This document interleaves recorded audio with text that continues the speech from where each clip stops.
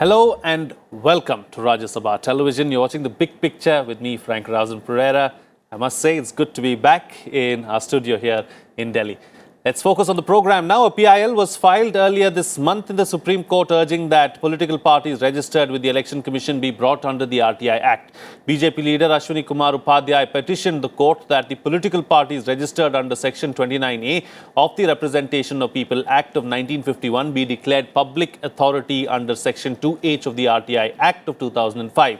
He also prayed that all registered and recognized political parties be directed to appoint public information officer appellate authority within 4 weeks and make disclosures in letter and in spirit of the RTI Act, and in the event of non-compliance of the provisions of the RPA, RTI Act, Income Tax Act, Model Code of Conduct and other election laws and rules, the political parties shall be de-recognized by the ECI.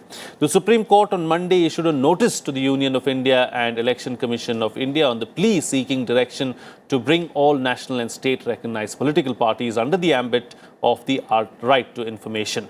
On this edition of The Big Picture, we will analyze the implications of bringing political parties under the ambit of the RTI. Joining me on the program today are T.S. Krishnamurthy, former Chief Election Commissioner, K.V. Prasad, Senior Associate Editor of the Tribune, Subhash Chandra Agrawal, RTI activist, and Desh, Ratan, Nigam, advocate of the Supreme Court. Thank you to all my guests for joining me on this edition of The Big Picture. Mr. Krishnamurthy, I'd like to begin the program with you. Your thoughts, firstly, on bringing political parties, both national and state-recognized political parties, under the ambit of the RTI. I have no hesitation in saying that they should come under the provisions of the RTI Act. Secondly, except for the political strategy matters, other matters relating to finance, other matters relating to information like, who has given donation, etc. All these things must be available to the public because they are public institutions.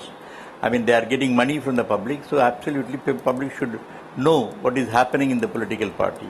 I agree that the strategy regarding their functioning, etc., that need not be disclosed to the public, but all administrative and financial matters relating to the political parties should be available to the public under the RTI Act. All right. Certain elements can be kept out, but otherwise political parties need to be under the ambit of the Act is what Mr. Krishnamurthy is suggesting. Let me go across to our panelists here in the studio now.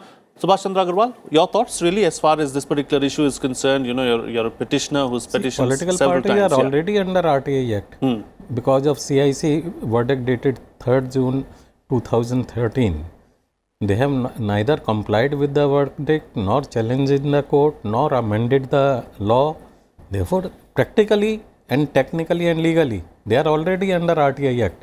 And biggest tragedy is that law-making political parties are the lawbreakers, that they are not complying with the verdict of the Central Information Commission, which was constituted by an act passed by the political parties in the parliament.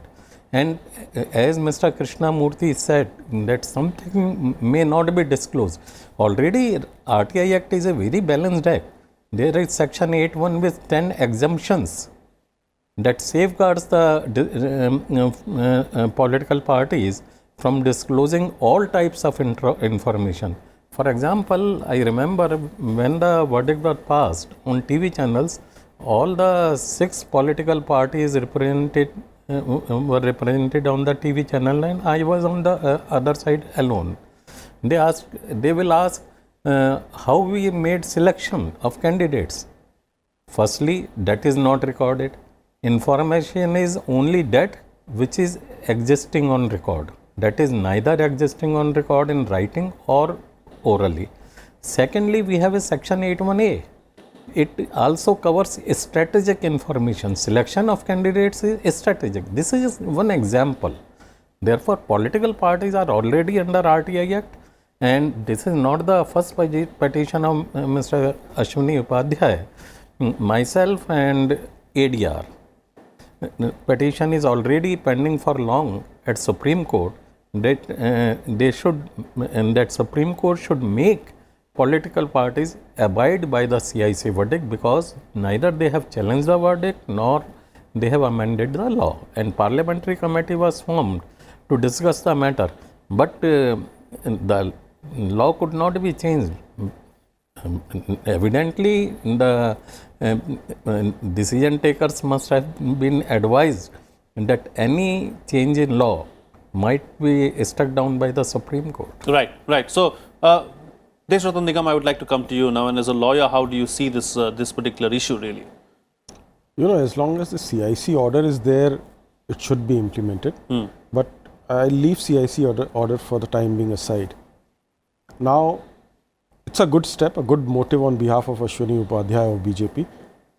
But if you look at the RTI section 2H of public authority, which defines public authority, it says that it should be created by or under the constitution or by the parliament.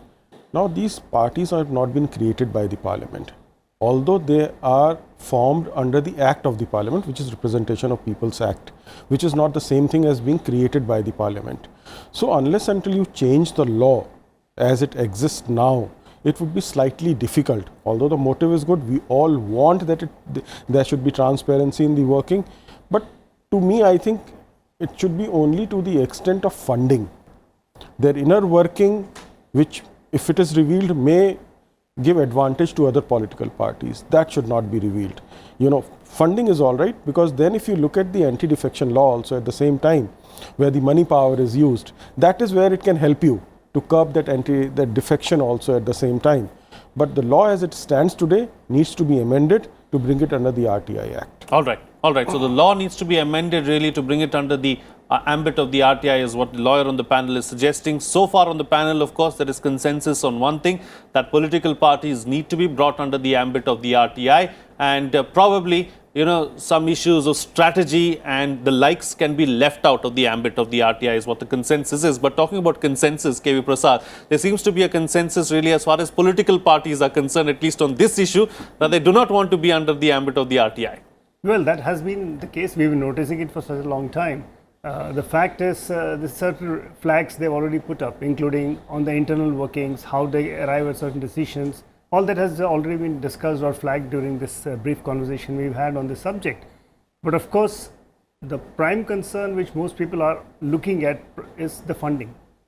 Probably who is going to fund, how is the funding coming, who are the big.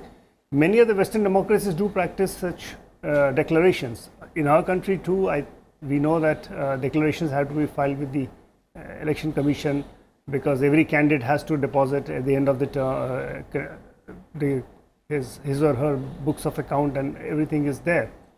But there is certain element of people still feel that more could be done. In a democratic exercise, transparency, of course, is a hallmark. And is it possible to, and as the former Chief Election Commissioner, Mr. Krishnamurthy, put it, I think, very succinctly, where he said, okay, let's look at funding. You know, you can detach the rest of it. As far as the internal workings, if you remember way back, the Election Commission does crack a whip if internal elections are not held on time. There have been instances when some parties have been either were served with notice of recognition, or had to change the party president because an internal processes were not followed and the timely declarations were not made. So it's not that they don't exist, but this is in particular to RTI, as Mr. Agrawal put it, and I think nobody is disputing that RTI should be or is already extended. That's one of the issues that people are saying. Right. So, Mr. Krishnamurthy, so if funding is taken care of, do you believe that a big chunk of the problem is also taken care of? No, not only funding. The spending also is very important. Funding is only one part of the financial matters. What about the money that is spent? You know, there is no ceiling limit on the expenditure incurred by political parties. At least now there is some ceiling limit for individual candidates contesting the elections. But there is no limit for political parties spending for the election purposes. Should we not have that information, what kind of spending that they do? After all, it is a public money that is contributed to the party, and we should know what amount of expenditure is incurred under each head.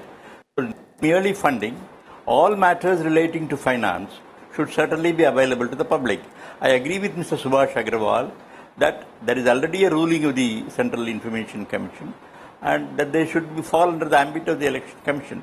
Mr. Nigam, the advocate, was mentioning that there is a need for an amendment or not. I'm not very sure about it. I've not really applied my mind to that. But when Central Information Commissions Act is passed by the Parliament, is there any contradiction between the Representation of People's Act and the Information Act, Right to Information Act? I'm not very sure about it. If there is an need for an amendment, they should go through it. But political parties, as a rule, they are interested in only in the status quo. They are not interested in the changes. So unless and until some strong action is taken, hopefully the Supreme Court has to bring this change. Only then I think they will fall in line under the RTI. You know, since we are here, Mr. Krishnamurthy, I must ask you this, your thoughts on the electoral bonds, because, you know, there was information coming out earlier today itself that political parties got 99.8% donations through electoral bonds. Now, this information was got using the RTI route. So, your thoughts on that? I have already said on many forums that it is certainly not promoting transparency in political spending, political funding rather. And the electoral bonds creates an obnoxious nexus between the corporates and the political parties. Actually, although it is claimed it is more transparent, on the other hand, it is more opaque in my opinion, because one side you may say that the money is coming through the banking channel, but who gives the money? We don't have the information. Only the receiver and the giver knows, or probably the banker knows. But why should not the public know? And crores of money are being channelized through these electoral bonds. I am firmly of the opinion that electoral bonds is not promoting transparency and it must be done away with. And on the other hand, I have suggested there should be a national election fund where money should not be given to political parties. Because by giving money to the political parties, we are promoting a nexus, and policy formulation is affected by the government. So in my opinion, no donation should be given to any political party, and all except from their own members, all other amounts should go to the National Election Fund. That money should be used for conducting the elections. All right. National Election Fund is what Mr. Krishnamurthy is calling for, really, to deal with this particular problem. Subhash Chandra Agrawal, how do we deal with this issue? What's the best way to deal with this issue of political funding that seems to have caught the fancy and the attention of the entire country? See, best way is to eliminate root cause of requirement of money. See, posters and banners are banned. Why election rallies and road shows are not banned? Most of the spending is done on election rallies and road shows. These should be banned. Now, supposingly, electoral bonds are made transparent. I also favor that. But like friction is necessary evil, then what will happen? Unaccounted money will be given by the corporates to the election process, to the political parties to get the government favors. Now you see the ruling party has got 95% of funding from electoral bonds. Evidently that is to get government favors. And no corporate will like to be exposed before the government for funding to the opposition party. So transparency is in electoral bonds is necessary, but at the same time, a step should be taken that these may not be replaced by flow of black money in the election process. Therefore, root cause of spending, that is political rallies and road shows, should be banned altogether. Okay. These should be replaced by live TV debates, like is done in USA and other advanced countries. Okay, so do away with road shows, but have public TV discussions is what you're suggesting. Yes. But doesn't it take away the essence of an election really at the end of the day? Because door-to-door campaigning, the speakers blazing is all part of this democratic process and the election process. I'm not asking to ban door-to-door campaigns, but what about these election rallies, which consume so much of public resources? It is also alleged that the governments misuse the public resources and public transport for their election rallies.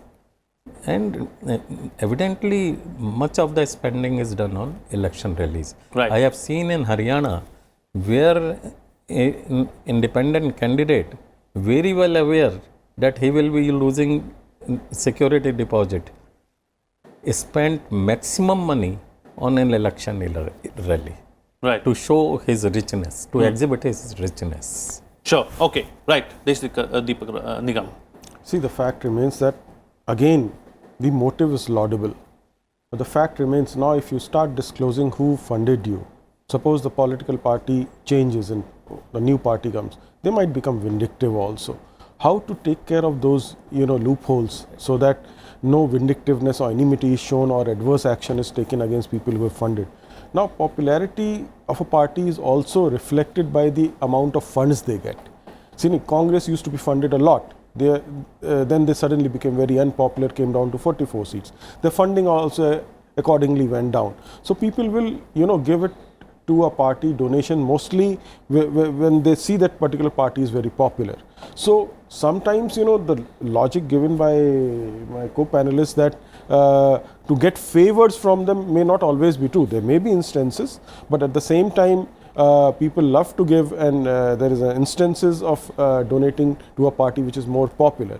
And at the same time, this is not a very simple issue, let me tell you. You can't do away with rallies. You can't do away. The most mature democracy in US also does rallies, and there are shows, they connect, and there are lobbies who organize functions and things like that.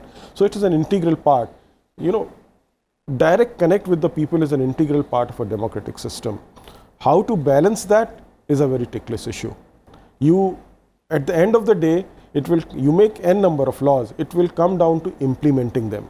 Even today, we have enough laws of income tax to strike down heavily on such people who put out black money. But how to implement them will always be an issue. If you can implement them, I think existing laws can take care of the situation. Right. KV Prasad, we need to strike a balance is what Desh, Ratan, Nigam is suggesting. But how do we strike this balance? I mean, is it for the political parties themselves, to realize and strike the balance? Is it for the Supreme Court to step in and come in at some point in time like it has done in several other cases? Or how does that happen? Eventually, in a democracy, it is the voice of the people which carries the weight. If there is a pressure that is created by the people around. I mean, already the fact that people are talking about transparency in funding in particular, it does create a buzz. Political parties per se will not change the status quo because it's working for them, right? So unless you force them in a particular direction, it doesn't happen. Any law in this country, if it has come, it is because of either some public movement behind it or there is a story behind it. There is a particular reason. So similarly, if there is a kind of a things that people talk about. Now the second thing is we've had 2 electoral reforms reports. The first one was Goswami report, then Indrajit Gupta almost 25-30 years ago. They have been suggesting steps. In between, political parties have come out with their own mandate in collecting of funds. I think almost 15-20 years ago, the Congress party set up a committee under Dr. Manmohan Singh, the former finance minister, to alter its political funding and talking of how to receive. So these are issues, like even in America, there was a cap on corporate funding, which was reversed about a couple of years ago. That led to a lot of complaints and a lot of issues. People have talked about it. So these are issues as I think it's not easy. There will be a lot more things will be required. A nudge from institutions is always helpful because if RTI has already been declared, the Central Information Commission said yes, you are liable under you come under the ambit of right to information. As Mr. Agrawal pointed, it has not been challenged in a court of law. Now the Supreme Court has taken cognizance of it because it has issued a notice. So we'll have to wait for these processes going on. Meanwhile, the debate continues, and with debate, you try and see what kind of a pressure that people create on the political parties. All right. So it's I want to add one thing here. The very fact Supreme Court has not insisted upon the CIC order, which means they are looking at the larger picture. Yeah. So and there's going to be a lot more debate really in the days to come to try and deal with this. They lay down the law on this. Lay down the law on this and have the final word on this. All right, Mr. Krishnamurthy, I know you have to be elsewhere, but before I let you go, one quick reaction because KV Prasad was talking about electoral reforms. What kind of electoral reforms does a country like India need in 2019? Well, I am amused about the subject of electoral reforms because so many reports have been sent, including Justice Venkatachaly's report on the constitution changes. Well, unfortunately, these are all only in paper. Law commissions have given some reports, and I have myself sent a letter on July 4, 2004 to the then Prime Minister. Any reform which is worthwhile to consider has come only from the Supreme Court. The political parties, whether in power or out of power, seem to be least interested in electoral reforms. In my opinion, at least the most important reforms that are required to be done immediately is to, one, change the present first past post system, namely a person who is getting even one more vote gets declared elected, which gives an anomaly of even person with 20% votes to get elected. So at least you must insist on minimum 33 and 1% of the votes polled to become a winner. Two, the second one, a law to regulate political parties. Most of the countries have a law to regulate political parties. We do not have a law to regulate political parties. Three, how can we prevent the criminals from contesting the elections? If these three can be addressed immediately, the country and the democracy will be served a lot better. All right, Mr. Krishnamurthy, thank you so much for joining us on The Big Picture and sharing your views on this very subject. Let me take the discussion forward now with the other guests. Closing comments from all my guests, starting first with you, Subhash Chandra Agrawal. You know, there's a lot of talk about minimum educational qualification really as far as a contestant is concerned. Do you believe that the time is now right to have something like that in place? Yes, definitely. It is very unfortunate that invalid votes are also found in elections to the post of president and vice president, where only MPs and MLAs cast their votes.